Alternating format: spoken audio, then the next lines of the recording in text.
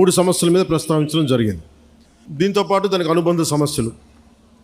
So నేను మీ దృష్టికి తీసుకొస్తుంది ముందుగా ఉప్పాడ సీ ప్రొటెక్షన్ వాల్ గురించి. మేము మీకు మాట ఇచ్చాం. Uppada sea protection wall last time మనం ఇక్కడికే వచ్చాం. అలాగే మనకి సెంట్రల్ నుంచి కోస్టల్ రెగ్యులేటరీ జోన్ అథారిటీ వాళ్ళని పిలిపించాం. సో పిలిపించినప్పుడు మనం పంపించిన ప్రతిపాదన 323 కోట్లతోటి రక్షణ గోడ నిర్మాణానికి కేంద్ర ప్రభుత్వం సానుకూలంగా ఉంది. అలాగే దీనికి సంబంధించి ఈ నెల 14వ తారీఖున కేంద్ర గృహశాఖ కార్యదర్శి ఆధ్వర్యంలో ఢిల్లీలో ఈ మీటింగ్ జరగబోతూ ఉంది. నేను వారికి ఒకటే తెలియజేశాను, దాదాపు ప్రపంచం మన దేశంలోనే చాలా అరుదుగా ఉండే చోట్ల ముఖ్యంగా ఉప్పాడ తీర ప్రాంతం సంవత్సరానికి 20 నుంచి 25 మీటర్ల కోతకు గురవుతూ ఉంది. ఉన్న ఇళ్ళు పోతూ ఉన్నాయి.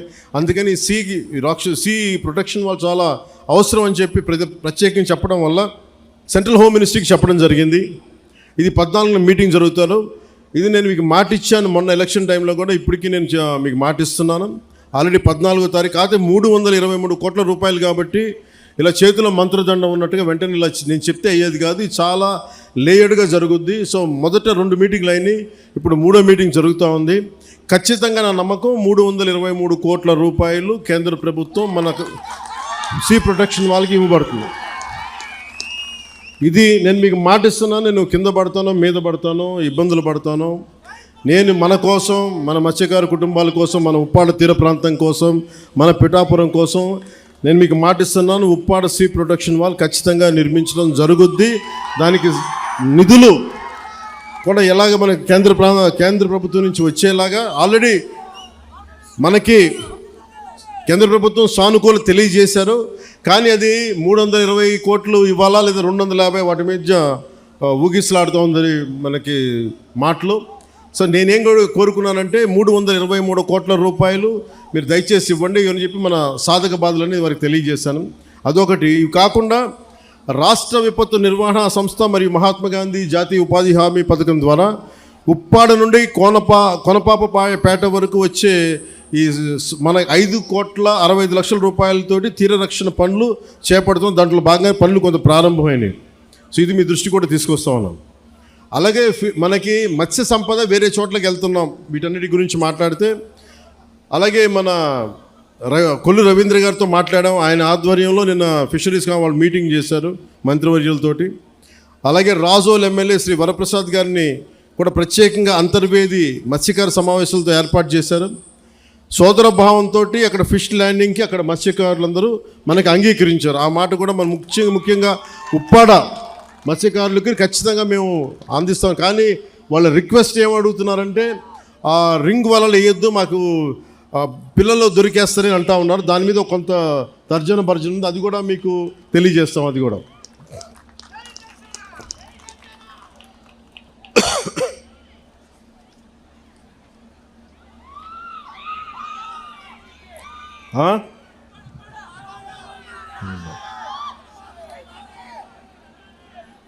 అలాగే పొల్యూషన్కి సంబంధించి కొంచెం డీటెయిల్గా మాట్లాడతాను మీతో.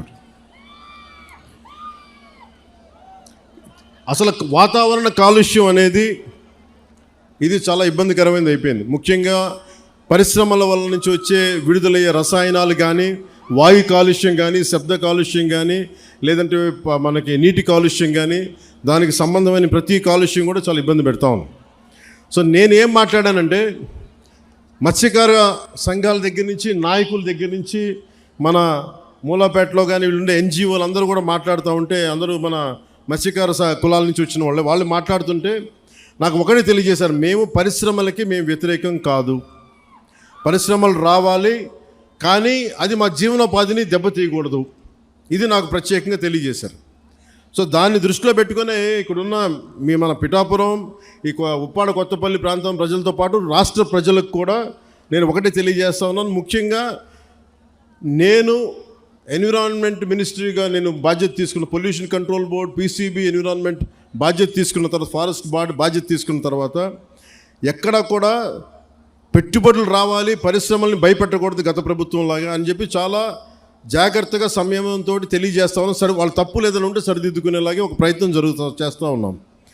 సో నేనేమడిగానంటే ముందు మీకు కొంత అవగాహన రావాలి కాబట్టి పరిశ్రమలు కనుక లేకపోతే మనం ముందుకు తీసుకెళ్ళాం అభివృద్ధిని.